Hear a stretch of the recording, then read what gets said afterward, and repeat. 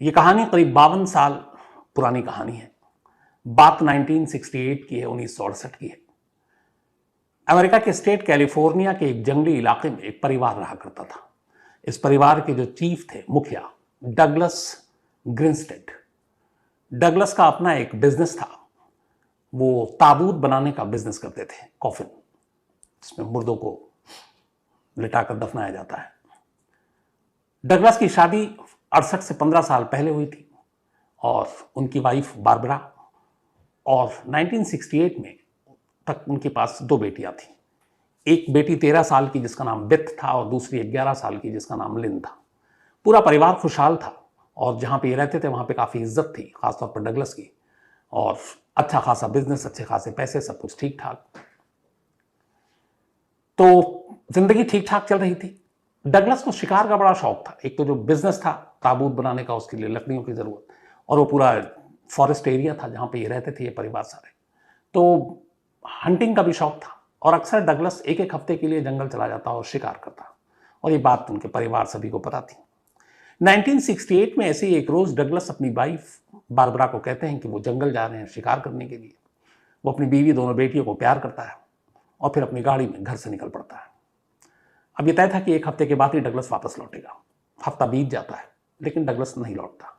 Barbara यानी उनकी पत्नी को थोड़ी फिक्र होती है, लेकिन लगता है चलो 1-2 दिन आगे पीछे हो सकता है। हालांकि डगलस बड़े पंक्चुअल थे। बट 1-2 दिन और बीत जाता है, डगलस की कोई खबर नहीं, लौटता नहीं। अब बारबरा परेशान होनी शुरू हो जाती, क्योंकि ये पहली बार हुआ इतने सालों में जब एक हफ्ते से ज्यादा जंगल के अंदर ही गुजार दी डगलस ने। अब बारबरा परेशान इंतजार कर रही है। उसने कहा चलो 1 आध दिन और इंतजार कर लेते हैं। उसने इंतजार किया लेकिन लौटा नहीं। अब उसे फिक्र होने लगी। उसने आसपास तमाम दोस्तों से पूछा, कहीं से कोई खबर नहीं। आखिरकार बारबरा पुलिस स्टेशन पहुंचती है और अपने पति की गुमशुदगी की रिपोर्ट लिखा देती है। 1968 की बात है। अब डगलस उस जगह पे, उस शहर में एक जानी मानी हस्ती, लोग काफी इज्जत भी करते थे, कदर भी करते थे, और इस परिवार को भी जानते थे। तब ये सारी चीजें थी नहीं, सोशल मीडिया और बाकी, तो लोग एक दूसरे से ही बातचीत करके वक्त गुजारा करते थे। अच्छी चीज थी। तो डगलस की गुमशुदगी पूरे शहर को चौंका देती है। अब शहर के जितने लोग थे, खुद ही पड़ोसी, रिश्तेदार और जो भी जानते थे, वो सभी खुद ही वॉलंटरी सामने आते हैं और डगलस को ढूंढना शुरू कर देते हैं। जिस फॉरेस्ट में, जिस जंगल में डगलस गया, उस जंगल की भी खाक छानते हैं। इधर पुलिस ने रिपोर्ट लिखी है, पुलिस की टीम भी डगलस की तलाश में लग गई। पुलिस के साथ साथ FBI की भी टीम इसमें जुट गई। नेशनल गार्ड की भी टीम को लगा दिया गया। हफ्ते बीत गए, उसके बाद तलाश जारी है लेकिन खबर कोई नहीं मिल रही। इस दौरान ये लगा कि जंगल बहुत बड़ा है, तो उस एरिया में जो जेल था, उस जेल में जो कैदी बंद थे, उनकी भी ड्यूटी लगा दी गई कि चलो जंगल में और तुम भी ढूंढो। अब एक साथ सैकड़ों लोग डगलस को ढूंढ रहे हैं लेकिन डगलस का कोई सुराग नहीं मिल रहा। इस दौरान वो वहां पे अखबार में और शहरों पर पोस्टर भी चिपका दिए गए डगलस की गुमशुदगी के, लेकिन कोई फायदा नहीं हुआ। करीब 3 हफ्ते बीत गए डगलस की गुमशुदगी को। 3 हफ्ते बाद अचानक पहली खबर मिली। 3 हफ्ते बाद एक चॉपर हेलीकॉप्टर जो उस जंगल के ऊपर उड़ रहा था तलाश में, उसकी नजर नीचे जंगल में एक जगह पर पड़ी जहां उसे एक टेंट दिखाई देता है।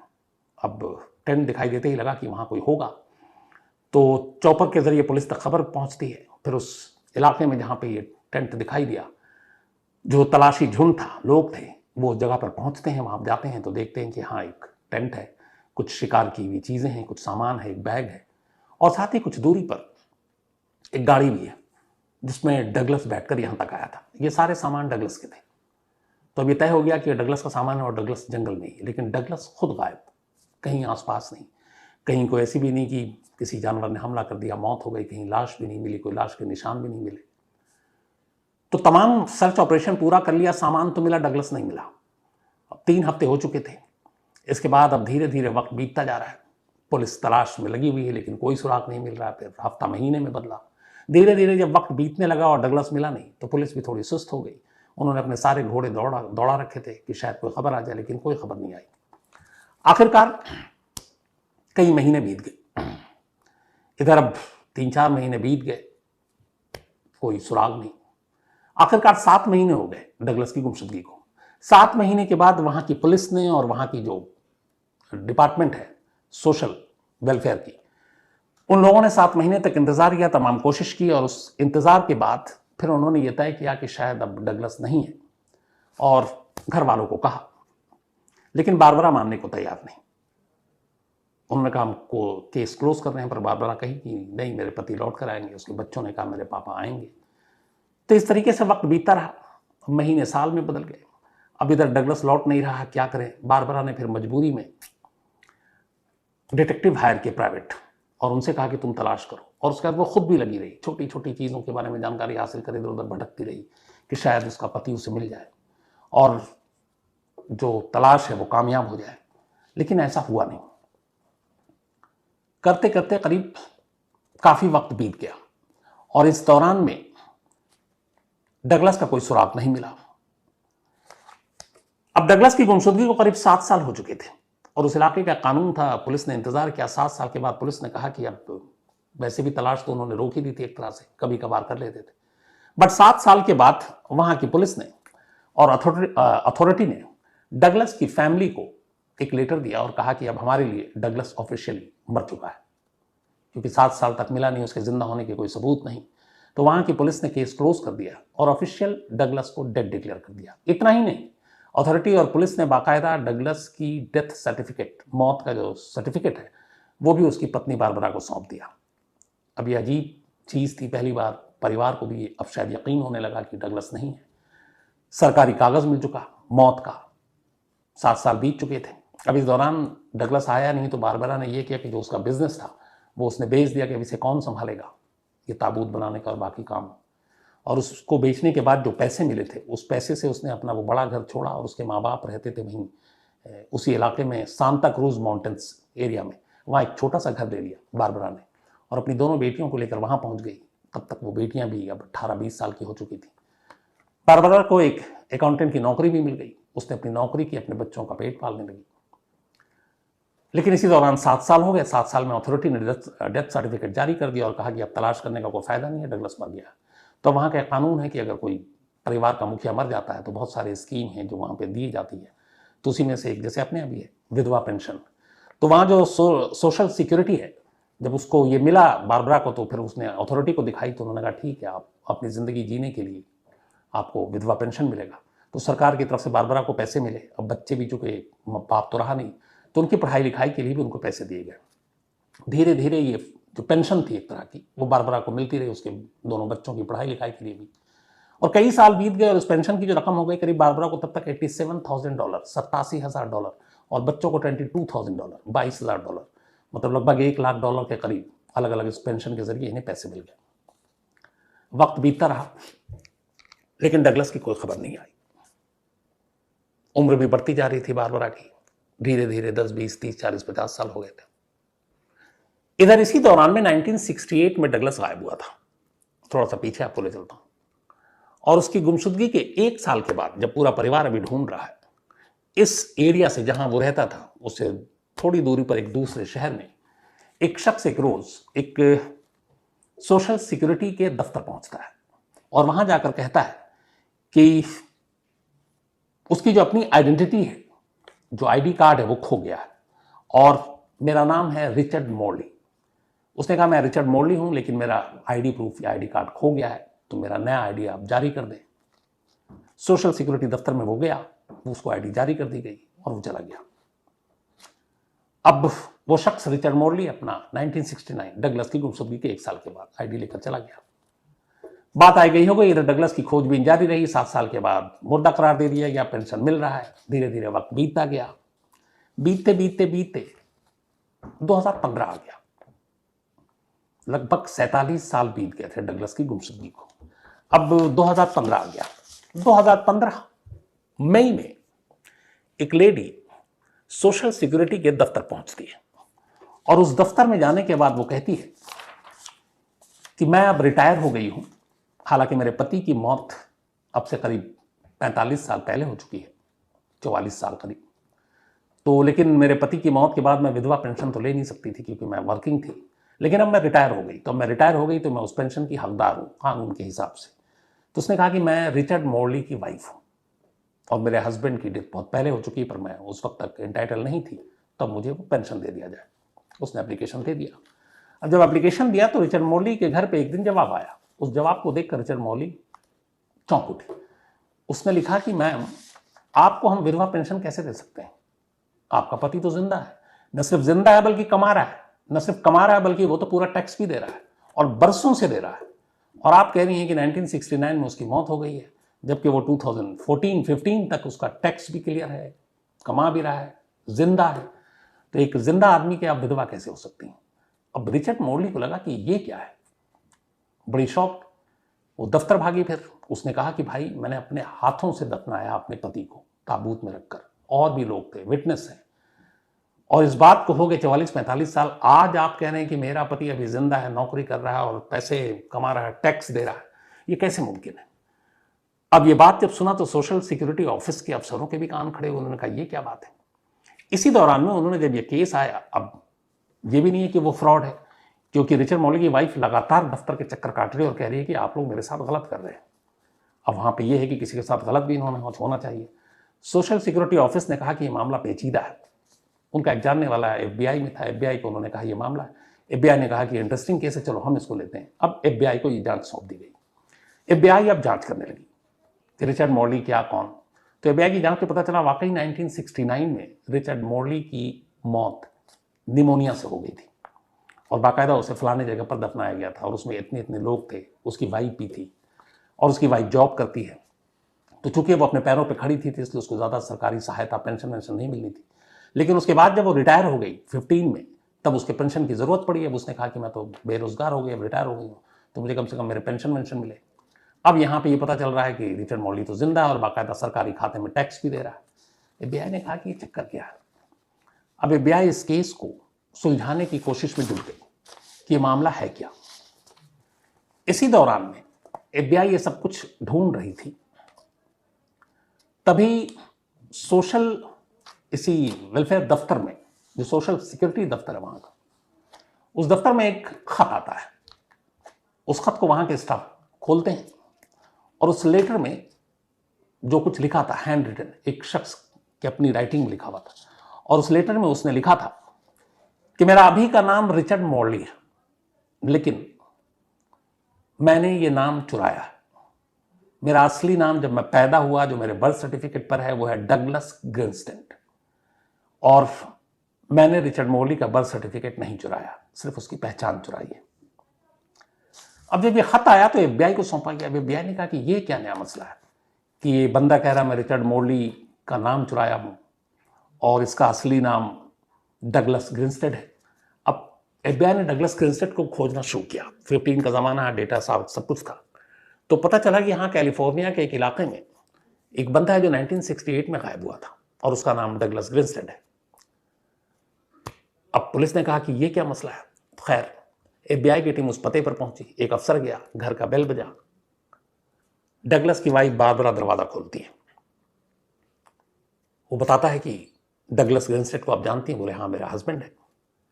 तो बोले कहाँ है? तो उसने बताया कि वो करीब लास्ट 48 ईयर से गायब है, और सारी रिपोर्ट है।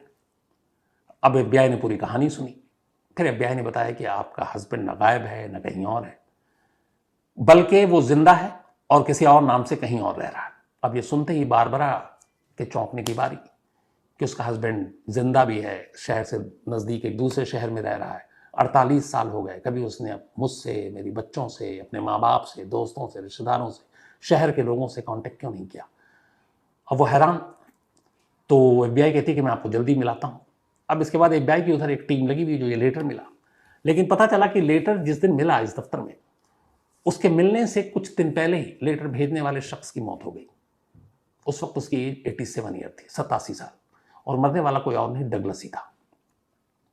बढ़ती उम्र और कुछ बीमारियों की वजह से उसकी मौत हो गई थी, और उसे शायद अंदाजा था कि वो मरने वाला, और इसीलिए उसने आखिरी वक्त में ये लेटर लिखकर सोशल सिक्योरिटी ऑफिस को भेज दिया था। अब जिनके पास वो रह रहा था वहां तक एफबीआई किसी तरह पहुंची। जब पहुंची तो फिर वहां से एक पूरी ऐसी कहानी सामने आई जो शायद दूसरी कभी कहानी में न मिले। पूरी कहानी ये थी कि डगलस को शादी के 15 साल हो गए थे बारबरा के साथ। उसकी एक बेटी थी छोटी, और एक बड़ी, 2 बेटियां थी। लेकिन डगलस के ही पड़ोस में एक लड़की रहती थी, और डगलस को उससे प्यार था। डगलस उससे शादी करना चाहता था, लेकिन वो अपनी बीवी को भी प्यार करता था, वो उसे भी नहीं छोड़ना चाहता था, अपनी बेटी को भी नहीं छोड़ना चाहता था, डिवोर्स देना नहीं चाहता था। तो क्या करे? फिर उसने एक साजिश रची। शिकार के बहाने वो जंगल गया, लेकिन वो जंगल में सारा सामान रखकर दूसरे शहर पहुंच गया। ताबूत का वो बिजनेस करता था और उसे मालूम था कि कब कब ताबूत में कौन कौन क्या लोग कहाँ ले जाते हैं। इसी दौरान में जब इसने ये साजिश रची थी 1968 में, उस दौरान में इसके साथ इस बिजनेस में यही मॉर्ली नाम का शख्स भी एक उसका क्लाइंट हुआ करता था। अपने कुछ रिलेटिव और कुछ लोगों के लिए उसने कुछ ताबूत बुक किए थे, तो ये उनको जानता था, मॉर्ली को। तो अब उसके बारे में सारी जानकारी थी। उसके बाद ये गुम हो जाता है और उस शहर में पहुंच जाता है। इसी दौरान में उसे उसी वक्त ये मालूम पता चलता है कि मॉर्ली की डेथ हो गई है। फिर वो उसकी आइडेंटिटी चुराता है, ऑफिस जाता है और कहता है कि मैं हूँ, मेरी आईडी गायब हो गई है। तो उसके नाम पर, मॉर्ली के नाम पर, ये अपना आईडी प्रूफ 1969 में बनाता है। लेकिन उससे पहले यहाँ ये होता है कि जब ये गुम होता है तो पूरा शहर ढूंढ रहा है, बीवी ढूंढ रही है, बेटी ढूंढ रही है। साथ में 4 घर छोड़कर वो लड़की जिससे डगलस प्यार करता है, वो भी इस परिवार के साथ दिन रात डगलस को ढूंढ रही है। ये कहेंगे ढूंढने का दिखावा कर रही है। 3 हफ्ते तक वो लगातार ढूंढती है उस परिवार के साथ, पर 3 हफ्ते के बाद वो लड़की भी उस घर से अचानक गायब हो जाती है। अब उस जमाने में वो लड़की थी, बाकी किसी को कोई शक नहीं हुआ, उन्हें लगा किसी और शहर में चली गई, छोड़ दिया ये इलाका। लोग मूव भी करते थे, तो किसी को उन्होंने ये कड़ियां जोड़ी ही नहीं कि पहले डगलस गायब, फिर 3 हफ्ते के बाद ये गायब। वो लड़की 3 हफ्ते के बाद उसी जगह पहुंच गई जहां डगलस इन लोगों से छुप कर पहुंचा था, दूसरे शहर में।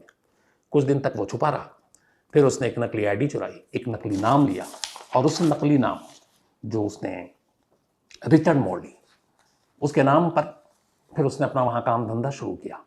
दोनों ने शादी की और शादी के बाद दोनों साथ रहे।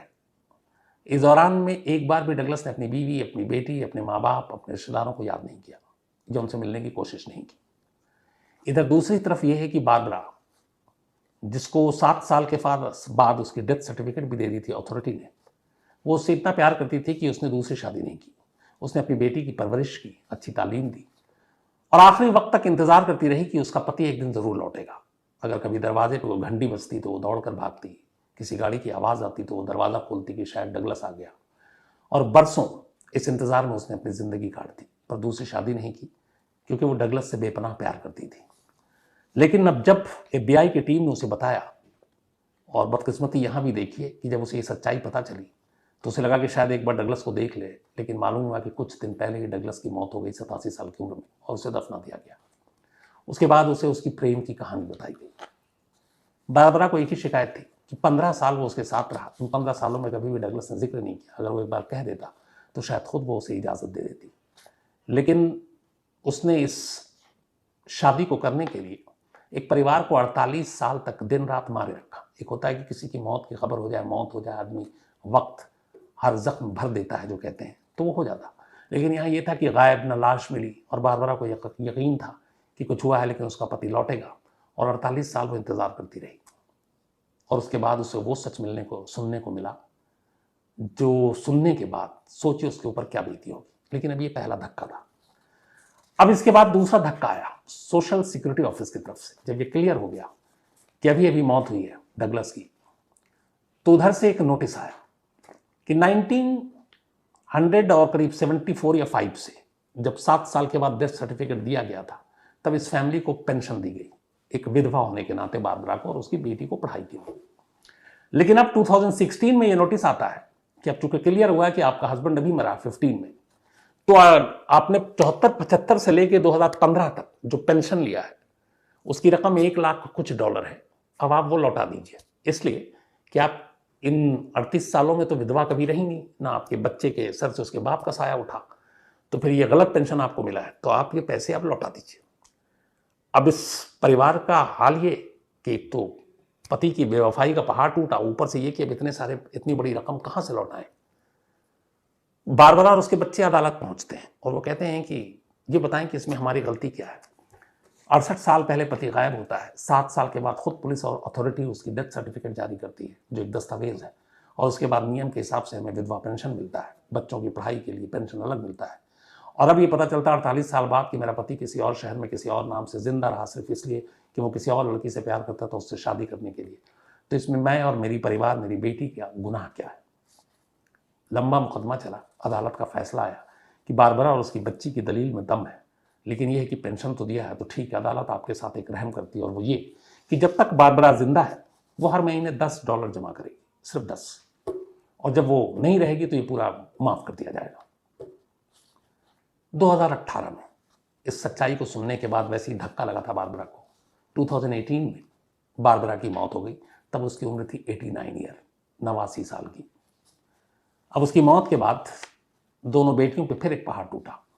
अदालत ने जो पहला फैसला सुनाया था कि बारबरा की मौत के बाद वो $10 भी नहीं देंगे और माफ हो जाएगा, एक नया फैसला आया और कहा गया कि अब एक काम करते हैं कि जिस घर में ये लोग रहते हैं, बारबरा रहती थी, उस घर को बेचकर जो पेंशन की रकम इनके ऊपर बकाया है वो वसूला जाए। अब दोनों बेटियां अदालत में पहुंची कि हम तो इसी घर में रहते आए हैं और हमारे पास यही जमा पूंजी है, माँ भी अब नहीं रही, बाप ने पहले ही उसकी डेथ हो चुकी है, तो अभी अगर छत भी छिन जाएगा तो हम क्या करेंगे। अब इसके ऊपर अदालत में ये मामला गया हुआ है और अभी जो आखिरी है, शायद जो मेरी जानकारी है, या गलत भी हो सकती है, अभी फैसला नहीं आया। ये आ गया हो तो फिर एक बार और चेक करूंगा, मैंने पूरी कोशिश की थी लेकिन अपडेट नहीं मिला। तो लास्ट मुकदमा अभी अदालत में ही है, तो अब ये जानना जरूरी है कि उस घर को लेकर क्या फैसला सुनाया गया है। लेकिन अब पूरी कहानी में अजीब पहलू देखिए। एक बीवी 48 साल तक अपने शौहर का इंतजार कर रही है, एक पति 48 साल तक अपनी बीवी और बेटी से दूर, अपने जिससे प्यार करता था उसके साथ घर बसा कर रह रहा, कभी लौट कर नहीं आता। एक दूसरी जिसके पति की मौत हो गई और वो जाती है कि मुझे विधवा पेंशन दो, और उसको समझ में आता, सामने वाला कहता है कि तुम्हारा पति तो जिंदा है तो पेंशन किस बात की। तो एक साथ कितने लोग एक झूठ में पिसे, और फिर आखिर में जो सच इस परिवार को सुनने को मिला 48 साल बाद, शायद अगर ये सच सामने ना आता तो उन्हें इतना ज़्यादा गम ना होता, लेकिन इस सच ने उस 48 साल की जो तकलीफ थी उसको और भी ज़्यादा बढ़ा दिया। तो इस दुनिया में ऐसी ऐसी अजीब अजीब कहानियाँ भरी पड़ी हैं, अजीब अजीब लोग भी भरे पड़े हैं। आज कहानी